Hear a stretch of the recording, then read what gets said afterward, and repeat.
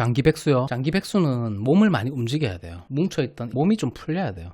몸이 어떤 동기부여가 있어야 되는 거죠. 그 소장들의 특징이 그런 거예요. 소장들이 뭐 격리나 뭐 옆에 동료들한테 주택관리사 따라고 그 지랄 진짜 많이 해요. 그 왜 그런 줄 아세요? 내가 이 길을 가고 있기 때문에 너도 이 길을 와야 자기가 그걸 하고 있는 행위가 정당화되기 때문에 그건 굉장히 이기적인 행동인 거예요. 나는 이미 먼저 따놨어. 먼저 따가지고 하고 있어. 이게 얼마나 어려운 건지 니도 한번 해봐.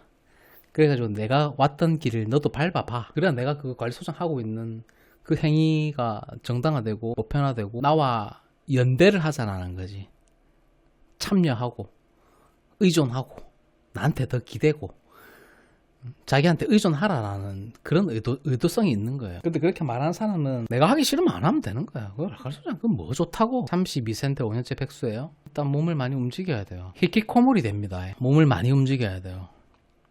많이 걷고 햇볕을 많이 쬐고 뭐 아무 때나 집 앞에 가서 근로소득을 좀 만들어 보시는 것도 하찮은 일이라도 아파트 관리실 정도. 아파트 관리실에서는 뭐 나이가 젊으시니까 얼마든지 뭐 일을 할 수 있거든요. 그렇게 장기로 너무 오래 있는 거는 내 스스로를 좀 사랑하지 않는 임금님 기는 당나귀 기라고 좀 얘기를 해야 돼요. 자기의 이야기를 좀 하고 그래야 또 속도 좀 풀리고. 전문대 나오셨고 전기산업기사 따놓긴 했는데 일에 대한 두려움에 제 자신을 가둬버렸습니다.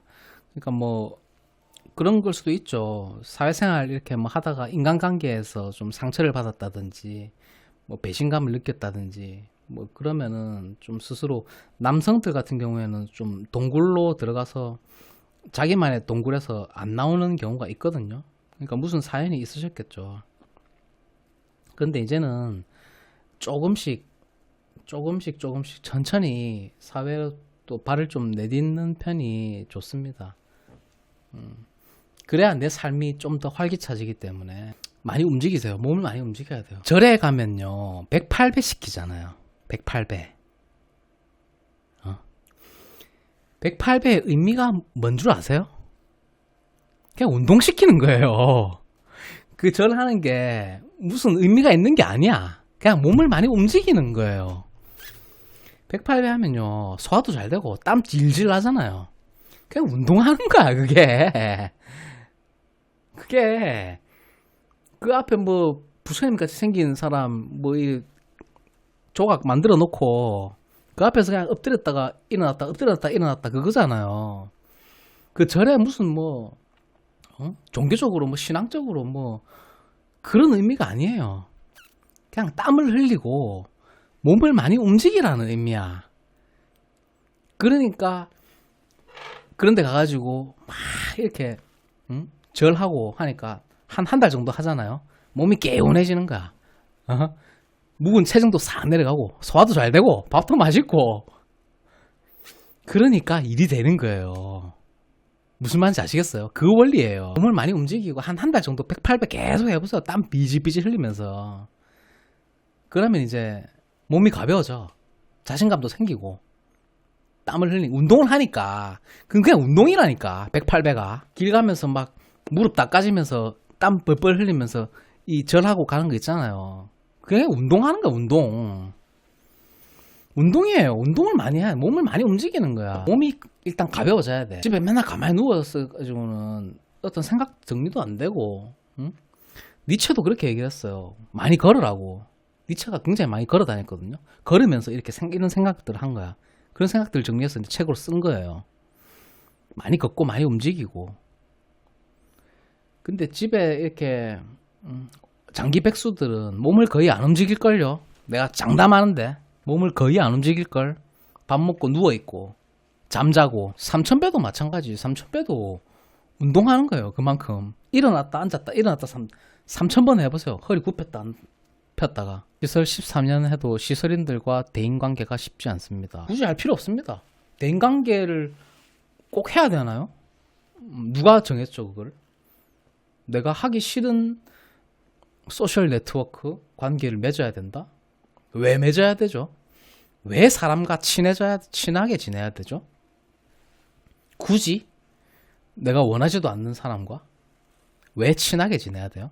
그게 미덕이라서? 그걸 누가 정했죠? 네, 108배는 운동입니다.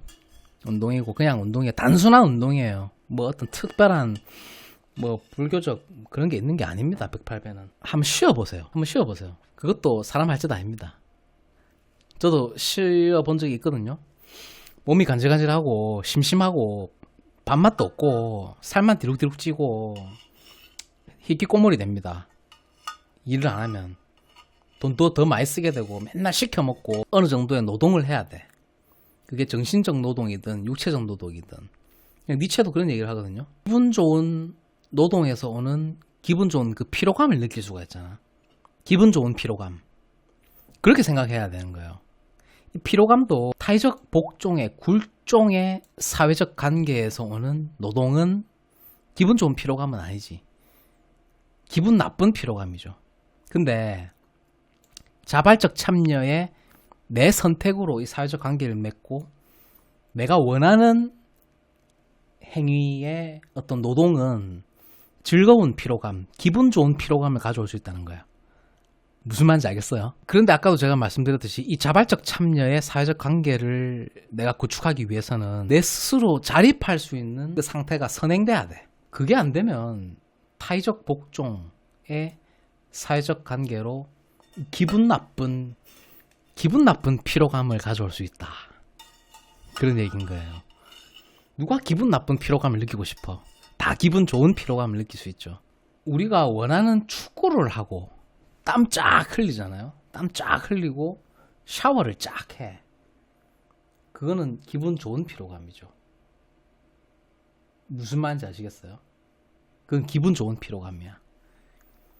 운동하는 거예요. 일도 그렇게 할 수 있어. 가능해요. 가능해. 그게 굉장히 드물겠지만 저는 그렇게 일을 하고 있거든요. 그러니까 출근에 대한 별로 부담감이 없지. 오히려 그런 그 피로감을 찾으러 가는 거니까. 기분 좋은 피로감을 찾으러 가는 거니까. 이 책에 그런 내용이 있어요. 마음 약할 때, 뭐 도움 받을 거 없을 때, 뭐 혼자일 때, 외롭다고 느낄 때. 그러니까 이게 모든 일은 사실 아웃소싱이 가능하잖아요. 업무는 아웃소싱이 가능한데 이제는 그 아웃소싱이 필요한 시대가 아니라 내 스스로 그걸 할 수 있다라는 용기를 가지는 것. 내 스스로 그 행위를 할 수 있다라는 용기를 가지는 것. 그게 이제 제일 우선이다라고 얘기를 하거든요. 이 책에서. 호명사회라는 책에서. 내 스스로 할 수 있다라는 용기가 있는데 왜 그걸 타인에게 의존해야 되죠? 의존할 이유가 없는 거야. 내 스스로 할 수 있다면. 무슨 말인지 아시겠어요? 그러니까 문제의 풀이 방식을 다르게 접근하는 거예요. 내가 기댈 곳이 없을 때는 내 스스로한테 내가 중심이 되는 거야. 내가 중심이 되는 거. 그게 이제 주체적인 삶을 사는 거예요. 내 선택에 책임을 지는 게 주체적인 삶을 영위하는 거지. 왜? 책임하고 권한은 똑같은 얘기거든요. 직장 다니면 내한테 권한이 있어요. 다 위에 결제받아야 되잖아. 그러니까 책임도 안 지는 거예요.